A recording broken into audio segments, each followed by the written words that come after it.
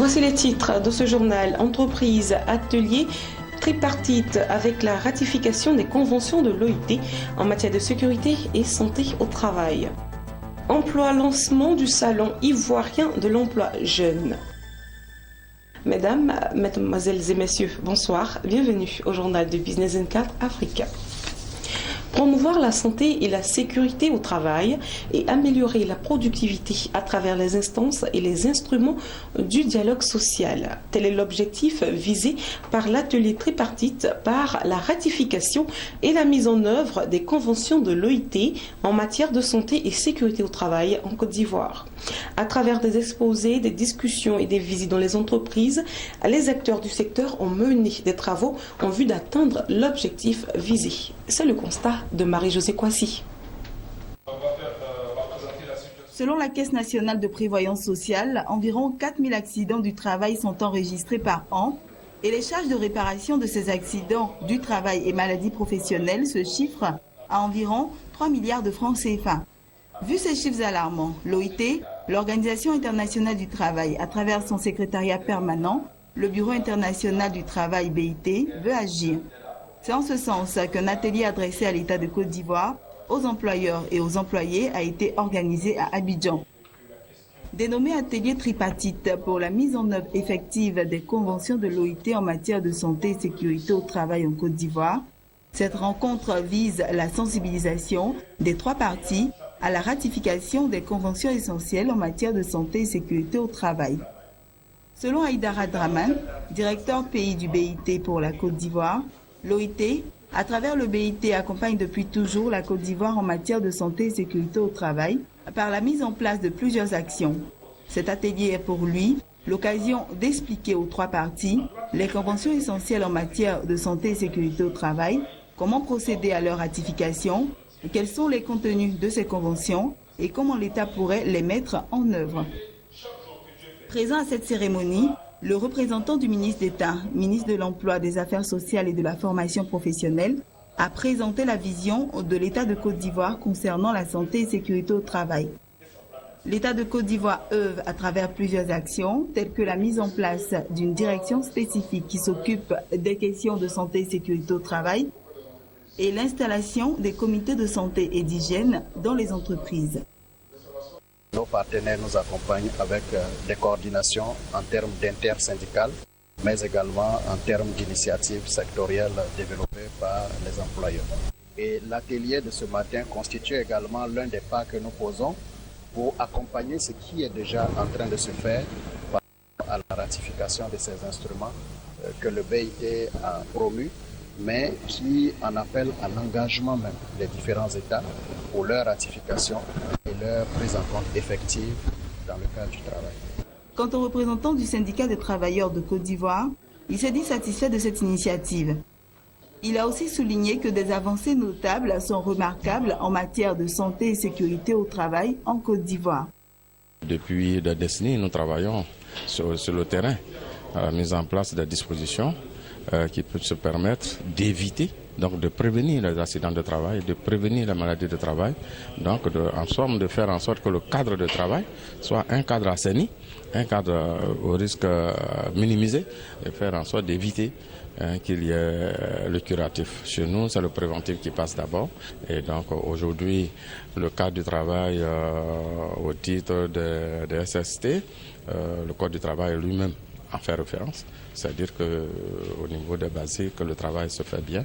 Et au niveau, en tant que syndicat, en tant que représentant des travailleurs, nous constatons que les choses évoluent bien. 2 jours durant, représentants de travailleurs dans divers domaines d'activité, employeurs, membres du BIT, représentants du patronat ivoirien, ont mené des travaux à travers des exposés, des discussions et des visites en entreprise. Tout cela dans le but de mettre en œuvre une politique nationale en matière de santé et sécurité au travail, mais aussi et surtout faire la promotion de la santé et de la sécurité au travail. Recrutement, formation, financement, ce sont les 3 axes que renferme l'édition 2015 du Salon ivoirien de l'emploi jeune. Le salon qui se tiendra du 10 au 11 décembre 2015 a été officiellement lancé ce mardi à Abidjan lors d'une rencontre avec la presse. Écoutons Marie-Josée Kwasi. La question de l'emploi jeune préoccupe à plus d'un titre le président ivoirien Alassane Ouattara. Dans l'optique de résorber le chômage en Côte d'Ivoire, l'État, à travers son ministère de l'Emploi, en collaboration avec l'agence Emploi Jeune, organise le Salon ivoirien de l'emploi jeune. Ce salon vise essentiellement à mettre en place une plateforme de rencontres et d'échanges entre les jeunes demandeurs d'emploi ou apprenants, les employeurs, les universités et grandes écoles, de même que les administrations et les institutions, tant privées que publiques. Le Salon ivoirien de l'emploi des jeunes, c'est une initiative déjà gouvernementale. Il faut dire que le président Alassane Ouattara, dans sa dynamique de pallier au chômage en Côte d'Ivoire, a créé une institution spécialisée à l'emploi des jeunes, donc en l'occurrence l'agence Emploi Jeune. Et c'est toujours dans la dynamique de ces actions que l'agence Emploi Jeune donc a décidé de créer, d'institutionnaliser, on va dire, un salon dédié exclusivement à l'emploi des jeunes. Ce qu'il faut retenir aussi, c'est que ce salon va s'articuler autour de 3 axes.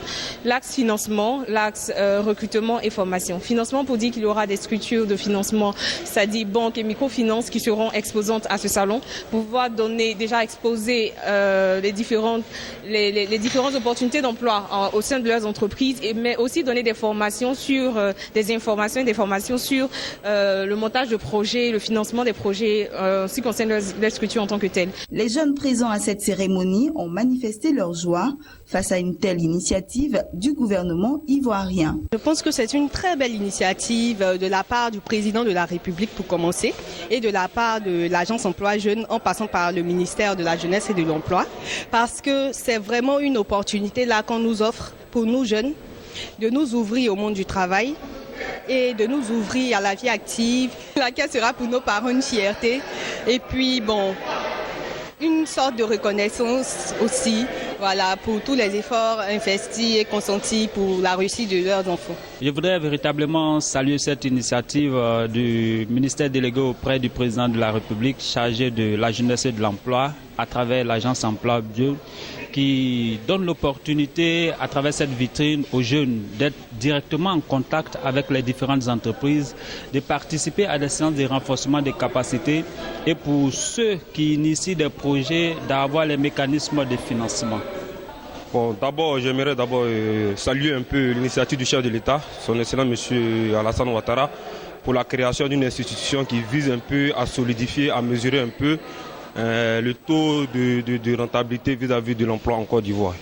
En créant cette institution qui est le ministère de la Jeunesse et en mettant en place l'agence de l'emploi jeune en Côte d'Ivoire.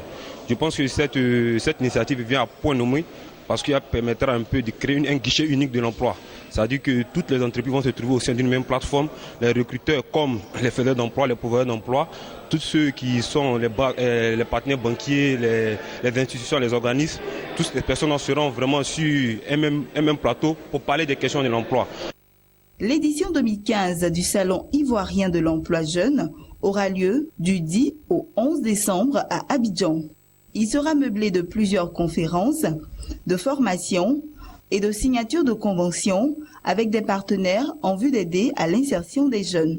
Tous les jeunes sont donc invités à prendre part aux activités du salon en s'inscrivant sur le site web de l'agence Emploi Jeune. En Côte d'Ivoire, les librairies par terre sont des étals, des magasins où l'on peut se procurer de vieux livres. Ici, les prix peuvent être marchandés contrairement aux librairies classiques. Mais seulement voilà, il leur est souvent reproché de vendre des copies d'œuvres originales et d'être des receleurs. Accusés à tort ou à raison, les vendeurs d'ouvrages usés tentent de se faire une nouvelle image. Écoutons maintenant Lawani Babatunde. C'est un nouveau combat que mènent les libraires par terre en Côte d'Ivoire. S'ils se sont montrés indispensables grâce au petit prix qu'ils pratiquent, les vendeurs de livres de seconde main veulent aujourd'hui soigner leur image. Il leur est reproché d'acheter et vendre des ouvrages volés et de commercialiser des copies à la place des œuvres originales. Face à toutes ces accusations, les bouquinistes et libraires s'expliquent. Quand les gens disent que nous vendons les livres photocopiés, c'est vrai. Mais ce n'est pas les bouquinistes qui photocopient les livres. Où les photocopies proviennent? Peut-être que, bon, je n'en sais rien, mais je sais que un bouquiniste, il n'a pas une machine dans sa boutique pour fabriquer des livres. Donc, on cherche réellement où proviennent les photocopies. Si nos autorités nous sollicitent pour qu'on aille vers ces personnes-là, pour les sensibiliser. Parce que tout ce que nous constatons dans notre secteur d'activité, c'est que c'est la répression que nous constatons. On nous associe à rien. Et puis un matin, on voit les policiers, les gendarmes viennent, on dit bon, lui là, il a fait ceci, il a fait. Peut-être même souvent, même lui-même, il ne sait même pas que ce qu'il est en train de faire, c'est un problème. Alors, mais si les autorités nous approchent concernant les photocopies et autres, nous sommes là pour vous aider à aller vers ces personnes-là, les sensibiliser. Nous voulons que les autorités nous aident à organiser ce secteur pour l'intérêt de tous. Pour mieux exercer le métier, les bouquinistes et libraires ivoiriens se sont réunis en association depuis 2012. 3 ans après sa création, l'organisation compte plus d'1 millier de membres à Abidjan, la capitale économique, et dans le reste du pays. Ils revendiquent une place dans la chaîne du livre et veulent surtout être associés au débat sur le livre en Côte d'Ivoire. À présent, les formations en bref. Les investissements chinois en Afrique se sont établis à 1,2 milliard de dollars durant le premier semestre 2015, ce qui représente une baisse de plus de 40% par rapport à la même période en 2014. Une information publiée par le ministère chinois du Commerce. Selon le porte-parole de ce ministère, Chen Danyang, la chute des investissements s'explique tout simplement par la morosité économique mondiale et la volatilité des prix des matières premières sur le marché international.